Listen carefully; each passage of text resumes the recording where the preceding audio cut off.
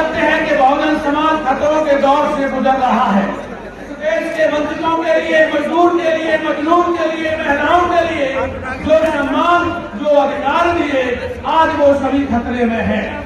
साथियों, देश का बहुजन समाज जिस दिन उनकी नागपुर वाली दुकान से और वो सामान खरीदना बंद कर देगा तो उनकी दुकान बंद हो जाएगी।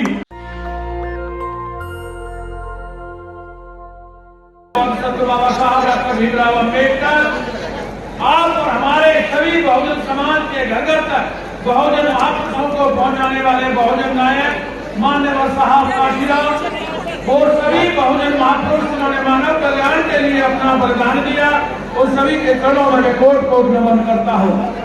आज इस बौद्ध महासम्मेलन में भंते सुमित्र जी और मेरे समक्ष बैठे हुए बहुजन समाज के सभी सम्मानित उपासक और उपासिकाओं, प्रिय बच्चों, आप सभी को मेरा जय हिंद, नमो बुद्धाय। जैसा कि तमाम वक्ताओं ने अपनी अपनी बात कही, आज ये बात सत्य है कि बहुजन समाज खतरों के दौर से गुजर रहा है। तथागत बुद्ध ने अपने प्रयत्न से जो इस देश के वंचितों को, जो इस देश के मानव कल्याण के लिए, जो इस देश के संपूर्ण कल्याण के लिए जो अपनी विचारधारा दी, महामानव डॉक्टर भीमराव अम्बेडकर ने जब भारतीय संविधान बनाने का मौका मिला तो उनका कानून का रूप लिया। बाबा साहब ने इस देश में जो कानून दिया, इस देश के वंचितों के लिए, मजदूर के लिए, मजलूम के लिए, महिलाओं के लिए जो सम्मान, जो अधिकार दिए, आज वो सभी खतरे में है। ये बात बहुत जटिल है।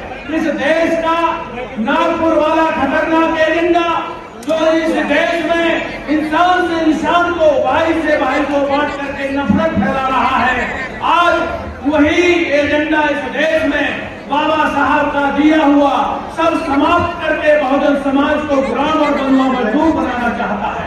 और इसकी सबसे बड़ी कारण है हमारा सामाजिक बिखराव। 6743 जातियों में बटा हुआ ये समाज, आज विरोधी ने जो हमें सिस्टम दिया, ऊंच नीच और छोटे बड़े का, उसको हमने स्वीकार कर लिया। साथियों, हमें दूसरे लोगों को बुरा भला कहने के बजाय मैं बहुजन समाज के लोगों से ये अपील करना चाहता हूँ कि जो उनकी नागपुर वाली दुकान है, उस नागपुर वाली दुकान से ये 90% का बहुजन समाज सामान खरीदता है, समाज विचार खरीदता है, उसको अपनाता है। साथियों, देश का बहुजन समाज जिस दिन उनकी नागपुर वाली दुकान से और वो सामान खरीदना बंद कर देगा तो उनकी दुकान बंद हो जाएगी और ये बाबा साहब और तथागत गौतम बुद्ध की विचारधारा चलने लगेगी। जिस दिन बाबा साहब और गौतम बुद्ध की विचारधारा चलने लगेगी, ये देश बौद्ध में होगा और बाबा साहब के विचारों का ये देश होगा।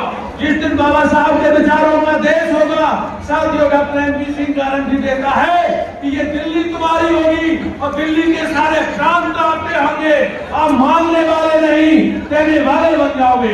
इसीलिए बहुजन समाज के लोगों से ये मैं अपील करता हूँ कि यदि देने वाला बनना है और देश का शासक बनना है तो आप लोग अपने छोटे बड़े ऊंच नीच की भावना को खत्म कर दो और करुणा, मैत्री और भाईचारा स्थापित कर लो। एक ऐसा सामाजिक वजूद बना लो, कैसा सामाजिक वजूद जो 10% वालों का है। 10% वालों के पास 20 लाख फुल टाइमर है, 25 लोगों की एक मॉनिटरिंग करता है, रोजाना 16 घंटे काम करते हैं और ये 90% वाले लोग केवल बात करते हैं।